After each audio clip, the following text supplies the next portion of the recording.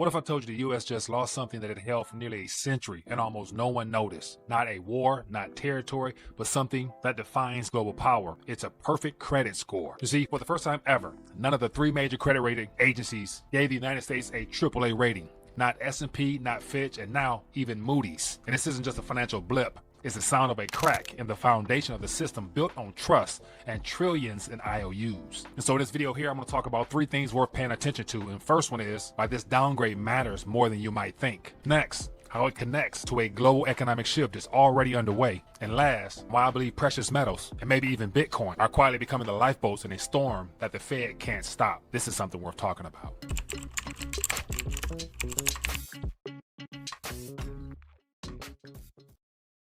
All right, so I want to take a quick minute, share some thoughts in reference to the recent downgrading of Uncle Sam's credit and what that means for more nations that will definitely begin rethinking a lot of things if they haven't already. And of course, outside of the credit concerns, all that is centered around the debt load that we have and the unsustainable nature of it. And unfortunately, it all points back to one thing. And of course, that's the Federal Reserve note, my friends. And so I knew it was just a matter of time before people are forced to address not only just the elephant in the room, which happens to be the debt, but also the unsustainable nature of one of the greatest Ponzi schemes ever pulled off in human history, which in my opinion is simple. It's the privatization of a nation's currency in the hands of a privately held cartel, aka the banksters, and the dangers of more people finding out something that was never meant to be discovered before the heist came to an end. And so as always, if you guys want to hear more of these little quick takes, definitely take a second, hit that thumbs up or the check mark, depending on where you're watching at, and then drop me a comment, let me know your thoughts and analysis on this subject matter. And if you're new, make sure you subscribe so you never miss an update whenever I decide to share some quick thoughts on some relevant topics related to our monetary structure. But first things first, it looks like that the downgrade, which is ultimately the first domino to fall, in my opinion. So a good metaphor that kind of resembles where we're at now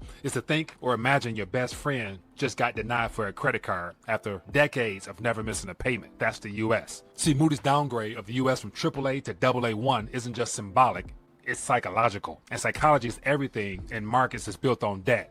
So the US federal government now runs deficits expected to hit 9% of GDP by 2035. And that's barring any unforeseen events. And so without a war or without recession, that mere 9% is still small compared to the astronomical amount of debt that's currently in existence on top of what will be brought into existence as we get closer to that debt cliff, which is the $9 trillion that's due within the next couple of months. So that's like borrowing money to remodel your kitchen while ignoring the termites eating at your foundation. And here's the kicker. Moody says this downgrade wasn't about one administration. It's about decades of reckless fiscal policy. Whether you're Republican, Democrat, it doesn't even matter. So the debt fast approaching $37 trillion. And the interest payments alone are chewing through over $1 trillion a year. So the last time this happened, when the S&P downgraded the US in 2011, gold jumped 15% in just a month. And that wasn't a fluke. That was smart money sniffing the danger was ahead. And so the question is, this upcoming week, will gold also sniff something out? And so as of right now, we're looking at about $3,200 gold. And based upon the long end yield of debt, regardless of the country, it appears that every nation is experiencing something where trust is eroding fast. So that makes it inevitable that gold and eventually silver will respond upward. And so the next point worth touching on is the fact that we live in a house of cards for an economy. And so the game of musical chairs clearly is starting to come to an end. And so let's be blunt. The global dollar system is a giant game of musical chairs. See, there are hundreds of kids, but only 6 chairs. And the music plays as long as the debt expands and liquidity continues to flow. But the second the music stops, someone's left standing and the panic begins. And you might be wondering where I got those figures from. And it's simple. So today, the US has over $100 trillion in dollar-denominated liabilities and only $6 trillion in actual base money, or give or take. So that's not economics. That's a leveraged bet on infinite motion. So every time the system starts to wobble, say 2008, 2020, 2023, the Fed pulls out the printing bazooka. But like any other house of cards, the taller it gets, the shakier it becomes. And creditor nations like Japan, Germany, and they know this. And that's why they're trimming the U.S. Treasury holdings, not dumping, but quietly reducing exposure. And they're not shouting from the rooftops that they're slowly backing out of the room. But it's becoming obvious, especially to people who pay attention to the monetary piping in the alternative media space. And so having covered this for so long now, it's becoming quite obvious that this is a part of the category of rethinking everything that we've been told is true, tried, and tested. Because once again, it's all built on a big lie centered around deception, where the primary objective has always been to distract the people with something over here while ultimately doing something over here. And the people caught in between happen to be the casualties of those that base their entire lives on fiat currency. But with this recent credit downgrade, that lets the average Joe know that the government isn't immune from being financially irresponsible. So just like your regular household, if you were to run up too much credit and not be able to pay it back, you can expect that you're going to be downgraded as well. And then usually what happens after you have less access to credit, it makes it very impossible to sustain yourself, especially if it's been built on lies, i.e. the swiping of credit cards at the expense of others. And so a good way of looking at it is to think of the dollar like a fancy suburban mansion that's built on a mortgage with a teaser rate. So it might look great on the outside, but underneath, you got rising debt, falling credit, and fewer buyers for the paper. So this downgrade is the financial equivalent of a bank saying you're not prime anymore. Ultimately, this all results in a multipolar reset, where the rise of gold, eventually silver, along with some neutral assets, will be unavoidable by the mainstream media. And so here's a deeper shift. The U.S. downgrade isn't isolated. It's a part of a tectonic realignment, in my opinion. So there's lots of economists that's calling this an acceleration, not one event, but a series of ruptures, pointing to the end of the U.S. monetary dominance as we've known it. And so in 2020, we had the pandemic, and now we got trade wars, along with the Russia's energy pivot and China's Belt and Road Initiative to add icing to this big cake here. And they're not just random events that's taking place. These are all strategically and calculated moves that when you zoom out and you begin to examine them individually, you see a deliberate movement that's heading in the same direction as before, but off that main road, they're starting to build alternative methods to get to the end destination. And of course, as I've said before, it's going to be digital in nature. But for the average Joe and Jane who are not aware of these things, that's why, in my opinion, I think it's good to take a diversified approach. And so ultimately it boils down to a story where the dollar is no longer the only reserve game in town. And so central banks around the world are increasing their gold reserves, as obvious, and it's been picking up to the point where even the mainstream media is starting to talk about it. And the question is, why? And yet, you know the answer, I'm sure, and that's because gold, unlike treasuries, can't be downgraded, seized, or inflated away. It has always been a true equalizer, in my opinion, tried and tested, and withstands any test throughout time, because it is the true measurement of long-term value, regardless of what nation you live in. And even though I'm not the biggest proponent of the digital asset space, I know that there can be no reset without the digital transition, so therefore Bitcoin has to succeed. But then again, you're not going to allow Bitcoin to come onto the scene to destroy it right away, because the uber wealthy individuals that's a part of this game plan, they also need a transportation mechanism outside of tangible assets like gold, real estate, islands, or whatever it is that they buy.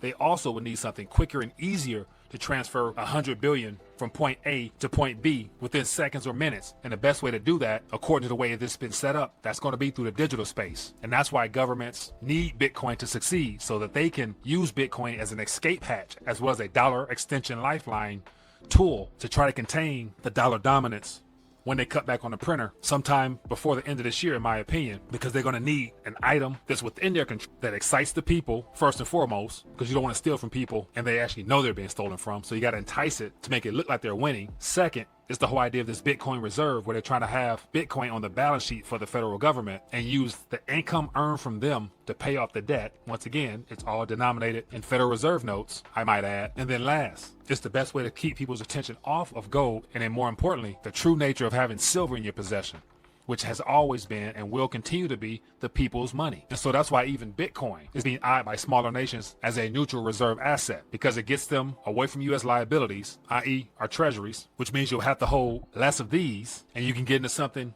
that's being presented as a countermeasure to U.S. dominance, and that's, of course, Bitcoin. But at the end of the day, it's becoming quite obvious that the lifeboats are leaving. And the question is, who's on them? And so just look at the global economy as a giant cruise ship that's starting to take on water. And so the dollar is still the captain, but the passengers, which are the central banks and sovereign funds, they're quietly lowering the lifeboats labeled as gold and silver, Bitcoin, and other commodities. And so to even make this even more confusing, some people actually thought that Donald Trump's second term could fix all this with tariffs and trade negotiations. But here's the paradox. You can't run persistent trade deficits and demand a stronger domestic manufacturing base at the same time, or at least not under the current dollar regime. So if the world needs more dollars, it has to sell goods to the US, and if we stop buying, the flow of dollars dries up. And that whole act there is known as the Triffin dilemma, which is the power versus production mechanisms. And Washington wants both, but yet it can't happen without some serious consequences. So basically, at the end of the day, the US is caught in a tug of war between its own ambitions. See, one arm wants global dominance via the dollar, and the other wants domestic revitalization and industry. And it's unfortunate that the rope between the two is framed, and it won't hold up much longer. And so here's where we're at. You got the U.S. has lost its final pristine rating. Foreign buyers are backing away from treasuries. Gold is hitting all-time highs, and Bitcoin is flirting with mainstream adoption. And the East, which is made up of China, India, and Russia, is building their own monetary infrastructures. So this isn't the end, but it's just the beginning of a slow-motion collapse of trust in the old order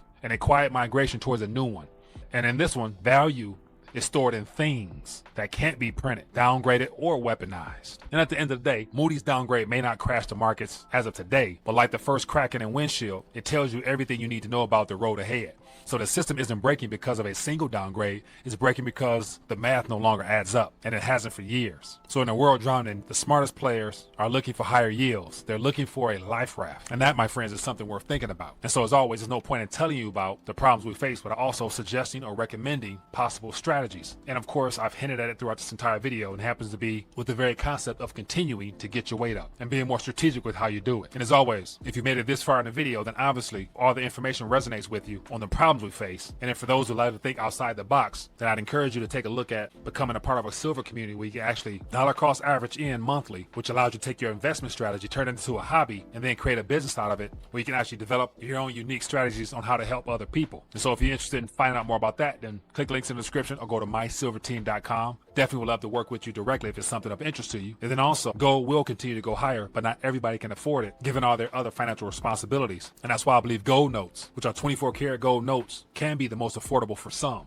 And once again, just go to buygoldnotes.com, links in the description, as well as other alternatives that can be taken advantage of while this note here still has a receiver on the other end. But anyway, just taking a minute to share my 2 cents on the matters. Curious to hear what you think. As always, if you found value, hit that thumbs up button, drop a comment, take this, share it so more people can get an alternative perspective on information that you will not get from mainstream media. And I'll catch you guys later.